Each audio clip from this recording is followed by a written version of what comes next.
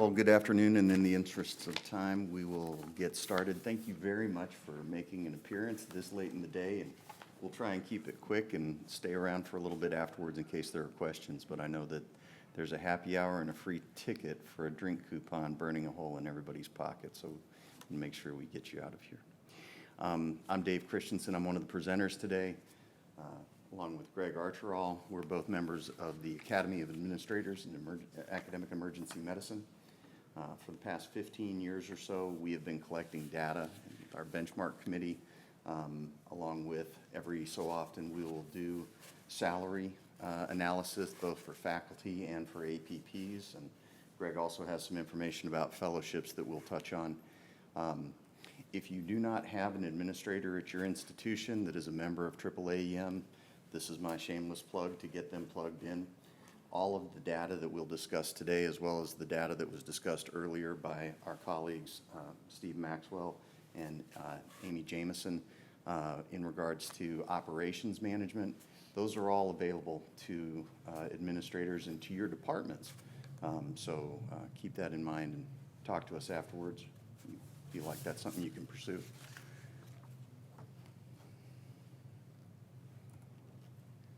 All right. No conflicts of interest to disclose. So I'm going to start off talking about academic faculty life and staffing and provider coverage. How big is the world of of what we do on average for the years that we've been doing this? We have close to 100 different sites that we survey, over 2,500 faculty. This is something of a progression of the average of those institutions. We have about 29,000 faculty hours in any of our main academic facilities. Our rank by clinical hours, you see here we go instructor, assistant, associate, and professor. Depending on your academic footprint, it can range from 1,150 in the instructor, down to in the 600s on average. Do the shifts recognize sign in and sign out? About 42% of our facilities do recognize that as a part of that handoff as part of the shift time. And we all are kind of based on a 40-hour work week. 70% of our facilities do require an absolute minimum of clinical footprint. And that 400 or so hour mark equates to about 1 8-hour shift every week. Something that a lot of people talk about as far as keeping clinical relevancy. How does our faculty effort comport? So in fiscal year 2015, we had about a 63% clinical footprint. We had distributions in research, education, and administration. At this point in fiscal year 2022, our facilities are reporting a 72% footprint in clinical. Where's that coming from? To some degree, it's coming at the expense of administration and, unfortunately, education. There could be some crossover in mission purpose there, but it definitely seems to suggest that the clinical mission is taking a larger and larger precedence in what we're being asked to do. Daily provider coverage. On average, in our main EDs, we have approximately 55% of the coverage being done by residents, about 34% by attending hours, on average about 64 attending hours. And then there is a sliver of APP presence in our provider coverage. When we look at total daily coverage, this would be all of our different sites. You see that certain things happen. The resident hours remain the same in terms of total value, and the attending hours grow a little bit, but then you see an increase in the amount of APP presence. And that seems to suggest that in our community settings and other places, we're seeing more of our APPs taking clinical shifts. How does that compare to community practice? Main ED and a primary academic, again, residents are taking up the lion's share, while followed by attendings, and then a sliver of APP hours may be reserved for fast track or something in lower acuity. Changes quite a bit when we get out into the community and you see that the APP hours are approximately 18 per day. This is a physician hour step chart. A lot is made of when do you pull the trigger on adding additional faculty for growth in your volume. And this comports to about for one patient added, you've got 22 additional provider minutes or physician minutes. And if you extrapolate that out, 1,000 patients, 366 additional provider hours, or 10,000 patient visits, 3,600 provider hours. Doing the math and looking backwards at the chart where we were talking about annual clinical hours, that comes out to about 3 faculty members per 10,000 visits. Just something that we know that you can't always bank on, and it's going to be different based on different facilities.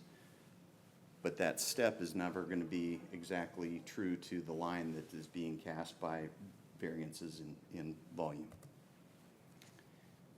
Faculty demographics and salary. Again, talking about our catchment group, we've surveyed 2,500 faculty. Average years currently in EM, averaging about 9. Years post-residency, 11. Majority of the degrees are MDs. Years as an EM faculty member. This is a distribution that shows that we have a large percentage that are in the 5 to 9 and 10 to 14. Things start to curtail off, but have remained relatively flat with the exception of that 5 to 9 standpoint. Would seem to suggest that if you were with us in EM for longer than 10 years, you're going to be in EM for a longer period of time.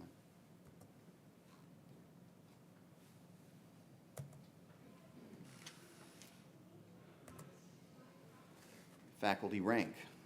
So instructors, everything holding fairly steady. What we have seen is we've seen an increase in the number of professors. Promotion and tenure is different for different institutions, but we have seen an increase in that. And then gender. See a narrowing over time in academics. 60 and 40 at this point after having started in 13 with a much wider variance. Still ways to go, and a number of our colleagues have commented on efforts to close that gap or to solve that puzzle in other settings today. Salary trends. So considering all faculty, chairs and chiefs included, the 2 lines that we show here are the blue line, which is total salary, from all sources, and then the red line is base. So in about 2013 or 14, we started splitting out both and trying to hover into the differences, and we'll break it down even further in a few future slides. This does include chairs and chiefs. So what was interesting is that even though they are a small n as far as a portion of the population, the difference between having them in and then having them out, as in this slide, is a variance of about $8,000, $9,000 in each of those groups. The key component in this is that while we have seen gains in both total mean salary and total base salary, or excuse me, mean total salary and mean base salary, what we're seeing that more and more is being put into adjuncts or additions to base salary. You see the line in red. They tracked very closely and started to diverge until 17, 18. They were widening even further. COVID came. I don't know, we're still looking back at what were some of the things that we did collectively as either institutions or as a specialty to try and reward and hold on to folks during COVID. There was obviously additional incentive money coming in from the federal government and things of that nature. What we're seeing is that it's now going to start to widen again, and it'll be interesting to look at as we go forward. Right now, we see about 83% of total income or total wage is in base salary, and the rest is being made up in other areas. First-year faculty, all sources, right now at about $296,000, which is 2.7% above previous year. Mean salary by rank. Interestingly, instructor levels, which not every institution has, fairly flat. Assistant professor, has been increasing, and an 83% of it is in their base.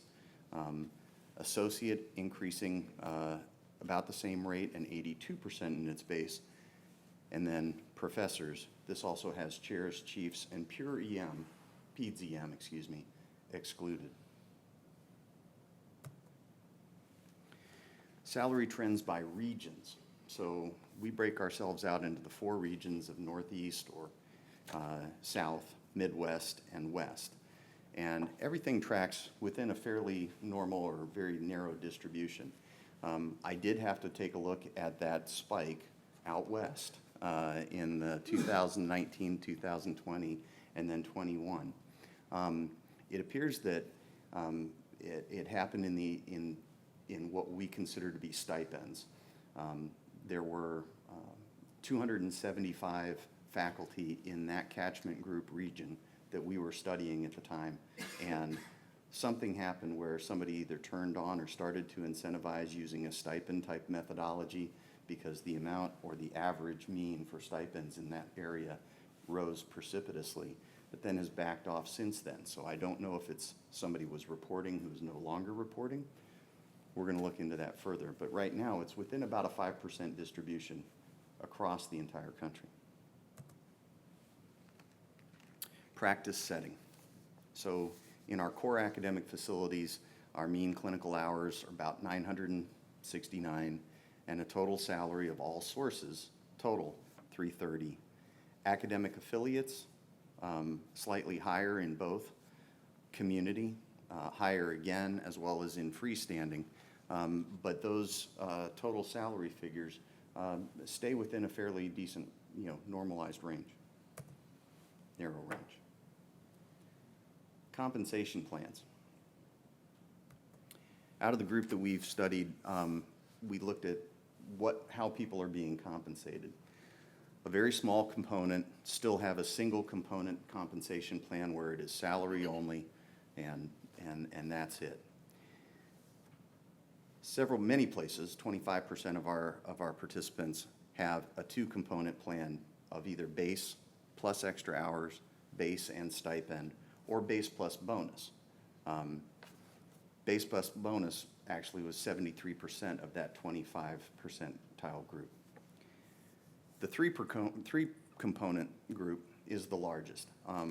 Base plus extra plus a stipend, or base plus extra plus bonus, or base plus stipend plus bonus. And the majority of them are base plus extra plus bonus, extra being extra duty hours that somebody may work on top of what they consider or have been charged with as far as their clinical responsibility.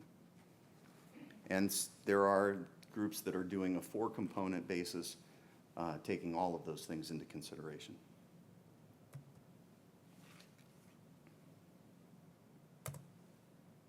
All right. In terms of compensation plans, the overall mean was $330,000. If it were 100% base, that group of 2.2% of our respondents, the mean for total faculty compensation was $293. For the 2-component group, it went up considerably, but only 89% of it was in their base.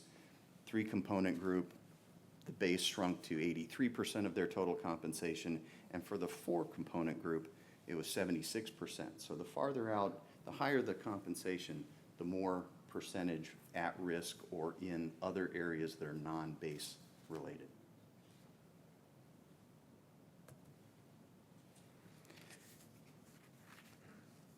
And these were the salary components that we broke out.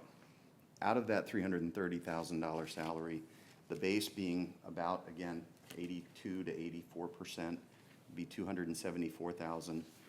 The extra duty hours of 22, stipend 39, and bonus of 32. That breaks out to a base salary of 83%. The extra duty hours makes up about 7% of their total income. A stipends must be about 12%, or is represented here as about 12% of that total 330.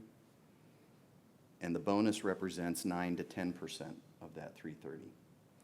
Benefits on the end is about a 23% load, and that would be on top of that $330,000 salary. Just looking at the extra duty hours, depending on if you use something in the neighborhood of $150 to $200 per hour as compensation for those hours, you're looking at about 150 to 175 extra duty hours a year for someone earning this type of profile. And I'm going to turn it over to Greg to talk about the fellowship survey data. All right, yeah, I'm going to show you the fellowship data. So just so you know, the benchmark committee is made up of 15 administrators and 4 chairs, and our data manager and roundtable analytics that houses all of our surveys.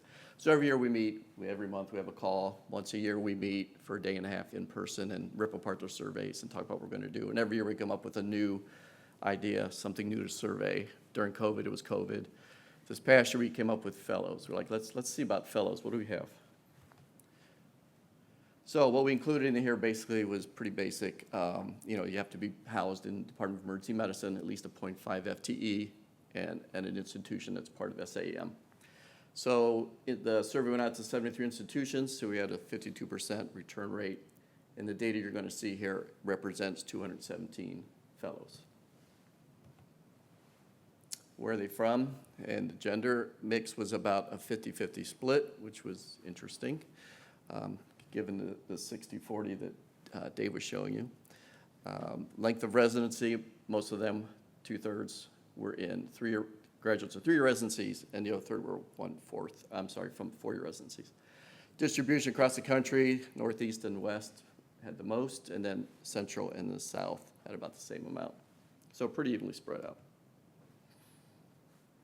So part of our department survey that we do every year, we ask this question: do you offer X fellowship, ultrasound, admin, whatever? If you do, how many spots do you offer? And how many of those were filled? So what we get back normally, there's 29 different fellowship programs out there in emergency medicine that were reported, which was 229 available slots. And out of that, there's a 76% fill rate for fellowships. So just give you an idea what's out there. What are the most popular ones? Most of you probably know ultrasounds up there, EMS, education, global EM, and administration are by far the 5 most popular ones. Then you can see the next 4, and then we have a lot that are onesie-twosies that make up that other batch. Non-ACGME or ACGME, so 3/4 of them basically are not ACGME programs, and the other quarter roughly are in ACGME programs. And again, duration of fellowship, majority of them are 1-year fellowships. There is a decent amount that are 2 years, and the 3 years are the PEM. As far as degrees, 8.6% actually require a degree as part of the fellowship. Another quarter offer you can get a degree if you want as part of the fellowship. As far as the support offered, the median was $40,000. So when we get down to nuts and bolts of how we pay and how much they work, again, splitting out between ACGME and non-ACGME, because there obviously seems to be a difference. 571 hours for ACGME fellows versus 768 for non-ACGME. And when you look at the overtime hours, they work about the same, about 120, 127 hours of overtime. As far as the RVU generation, as you would expect, non-ACGME generate more because obviously they're working more hours. So compensation, how are they compensated? So we asked, are you paid on a PGY scale? So again, ACGME fellows, it's about 2/3 of them are paid on that scale. In the non-ACGME, it's only about 25%. So the base compensation for ACGME was $70,000, and for non-ACGME came out to be about $88,000. They do have the opportunity to make additional comp. So again, ACGME, 88% of them can make additional comp, and non-ACGME, 3/4.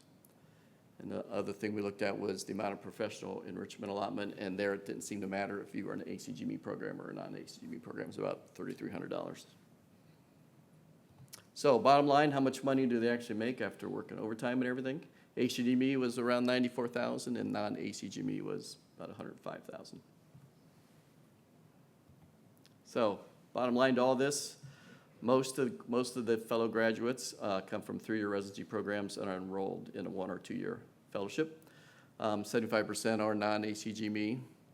Non-ACGME work about 200 hours more clinically, and they make about $12,000 more per year. So that's, in a nutshell, quickly what we found out in the fellowship data. We have a lot more. If you want to dig down deep, like Dave said, your administrator would have access to this data, and you can really do some cool things. One nice thing about this, if you were looking at it granularly, if you're thinking of starting up a fellowship program, you can look at this and see, for this specific fellowship, what's the fill rate, right? And if you're thinking of starting a fellowship and the fill rate's like 30%, may not be the best idea, right? So I'll show you APP salary survey. This is interesting. We've been doing this for many years. So we have 689 APPs in here. It's interesting that Dave said it was 9 years was the average for faculty, and it's pretty much the same here for APPs. It's about a 2/3, 1 split, 2/3, 1/3 split between PA and NP, and about 70% are females. It's about 70% only work in one area in the ED, and they work about 1,700 hours a year, and their total salary is about $135,000. Again, when we looked at it, salary-wise and hour-wise, there really wasn't a difference if you were NP or a PA. Interestingly, 365-hour reduction for the lead, if you're like the lead APP or some type of administrative role, and a $22,000 difference. I think a lot of that salary difference is probably because if you're a lead, you're probably a more senior person, so you're probably paid more anyway, in addition to your role. So similar to the graphs you just looked at for faculty, APPs have really started to skyrocket up starting in 2019. From 19 to 21, they went up 7.5%, and just in the last year, it went up 9.1%. So I know at our institution, we've really seen this exact thing happen. Getting very competitive, especially if you try to find the ones out there with experience, which is shown in this graph. If you can see, compared to last year, they pretty much all went up, but when you really get to the experienced people in the 10 to 14, 15 to 19, and greater than 20, they really had a big bump from last year. And by region, it's interesting here that if you look at the total hours, they're pretty close. But when you look at the total salary, we do have divergent, that the South is quite a bit behind the other areas. And if you look at the mix of PA and Ps, Midwest and Northeast are very similar, and then the South and the West seem to be more of a 50-50 split. And with that, Dave and I would take any questions anybody may have. Yes? Have you compared the data when you're doing the salary things on the physician side to the AAAMCs? Yeah. Because they look different to me, and I wonder if that's a methodology difference because you're getting it presumably from the department, whereas the AAAMC's methodology, I believe, is directly from the institution, and yes. I'm wondering how to align those. So the whole reason we started the salary survey was because the chair said we want to make sure AAAMC is correct. That's right. So every year we've done it, they've been fairly close, but AAAMC, because our institution, we actually turn the data in ourselves. But they just ask, how much money did John Smith make, right? Ours, we break it up, we say how much was their base, how much was their overtime, how much was their incentive, how much, we break it into buckets. So ours is much more detailed than theirs is, so we can chop ours up much more finite, if that makes sense. We actually have started collecting even non-salary things like, we're looking at like number of publications and that kind of stuff. Because again, the chairs want to know, okay, like for a new grad 1 to 2 years out, what should I expect? So that's the kind of things we're trying to get. So it's pretty close to AAAMC. And have you found, I mean, again, I don't have the numbers Yeah. in front of me, but looking at it, it seemed like your numbers were higher than the AAAMC. Is that generally true? They're usually a little bit higher, yeah. Yep. And you think, based on what you've done, that your numbers are more accurate than theirs? Is that your interpretation? I or- could not comment on the accuracy of theirs. All I can comment is on They have- ours. But they have a right? larger sample size also, I believe, right? Correct, I think so. Okay. But again, and again, it all gets back to, who's in that catchment, right? What's your definition of, like, we know who ours is. There may have institutions that we don't have, right? Like I said, yeah. Thank you. Other questions? Sorry, the data for the South, the totality, is that academic and community sites, For the faculty? For the faculty? Yeah, So it's anybody who's in SAEM, okay. right? So if you're in SAEM, it's listed in there. And we do ask, listed, right, we do ask primary site. So we can't split it up by your primary academic or your academic affiliate or you're in a community. But what you're you right. saw, You're right that is an amalgam. right, that was everybody. Yeah. But you can split it up that way if you want. The N for freestanding or community sites that are being run by academic programs is obviously a smaller portion. I mean, so its influence is felt, but it's not the lion's share of what we're reporting. Yes? Yeah. For the salary survey? Alyssa, we have, most are in here, right? 90 for salary survey? Institutions? Yeah.